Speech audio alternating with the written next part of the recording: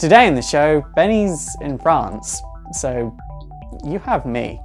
And I'm going to be answering the question, who runs the DC universe? So the DC universe actually has a whole pantheon of gods and concepts that all claim to have created the universe or claim to run the universe. When in actuality, there's only two things that actually run the DC universe and make it work. One god and one concept. The god is really easy to understand.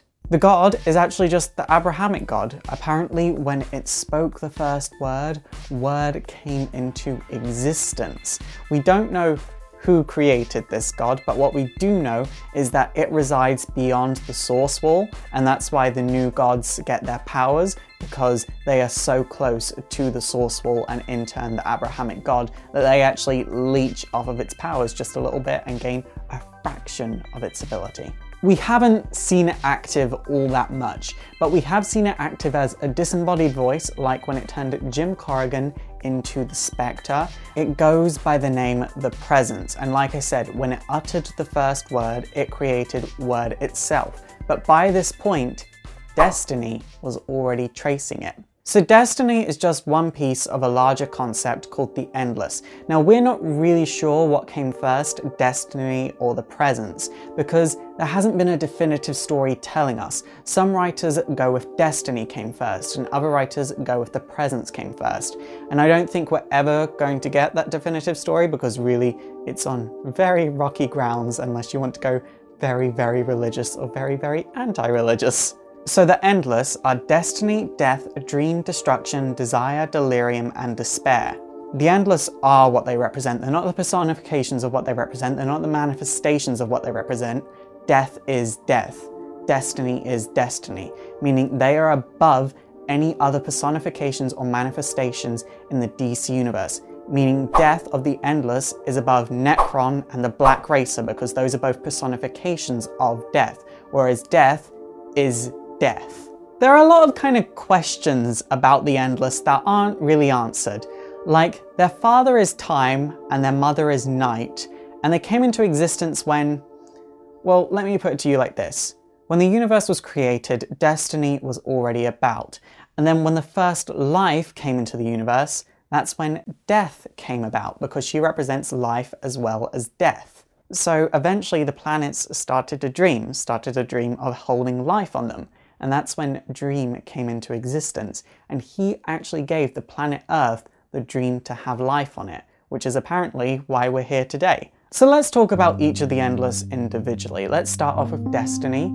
He is blind, he casts no shadow and has no footprints. He has a giant book chained to his wrist, and in this book are all past events, all future events, all possible future events actually, and all present events. This being said, he is only the second most powerful of the Endless. The most powerful is his younger sister and second oldest Endless, Death. So Death is the most powerful of the Endless because she is bound by no rules.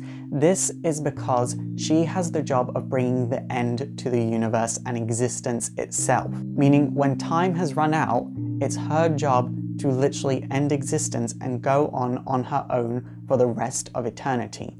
At the end of eternity, she will be the only thing left, and she'll just go ahead doing her thing alone forever. This doesn't really ever seem to faze her as far as we're aware, and it is worth saying that it's her job to visit people as they are born and take people to the other side as they die. Although people only remember being taken to the other side, she is the only one that remembers visiting people as they are born because, you know, you don't have any memories of being a baby.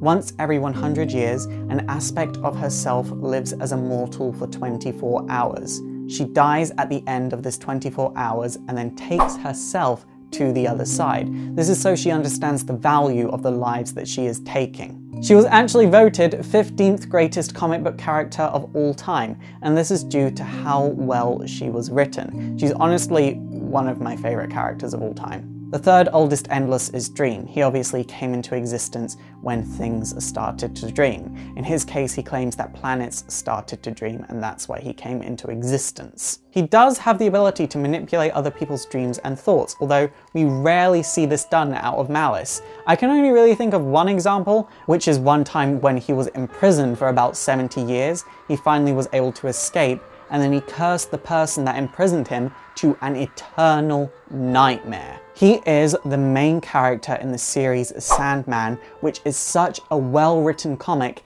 it is studied in universities around the world. There is Destruction, who, well, he abandoned his job in the 17th century. You see, when an Endless abandons their job, the universe can't replace that Endless because they're not dead. So the universe just has to start doing that Endless's job itself. But because of that, the outcomes are kind of chaotic and random, which is why the universe prefers having an Endless do this job for them. But Destruction quit because he saw the atomic bomb being made, and he didn't want to be responsible for that destruction. He did not like the road humanity was going down, so he just quit. Then we have Desire. Desire was one of the first ever genderqueer characters in comics. By this I mean sometimes Desire is male, other times they are female, other times they are both, and other times they are neither.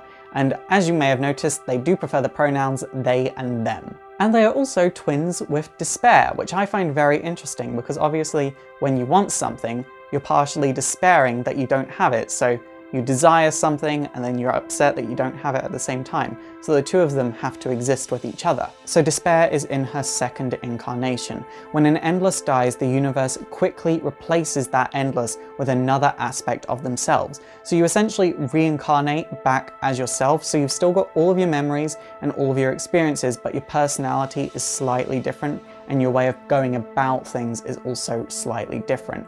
It's kind of an interesting concept, but it also sounds weird, and that's because it is weird. Finally, we have Delirium, who was born as Delight.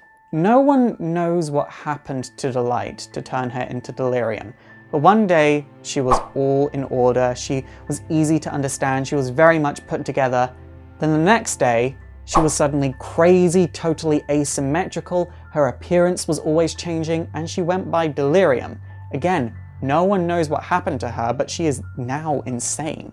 Believe it or not though, she also represents order. One time she really had to get herself together so she could achieve a goal. Her goal was actually to find her older brother. So she became perfectly symmetrical, her clothes went wild and random, she was in complete order. And when asked why she doesn't do this more often, she simply replied, "It hurts." Again, the universe cannot exist without the Endless. They are the only cosmic beings that, if they die, the universe will quickly replace them. Yeah, there's been some debate about whether the Presence was first or the Endless were first, and I kind of prefer the idea that the Endless were first because the Presence obviously has its own destiny, so to me that just makes sense that the Presence was second and Destiny was first, then the other Endless came after the Presence. It's super effective!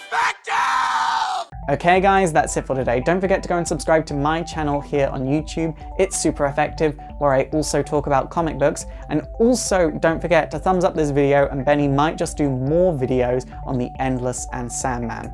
But for now, my name is Faust, this has been Exploring Comics, and it is super effective.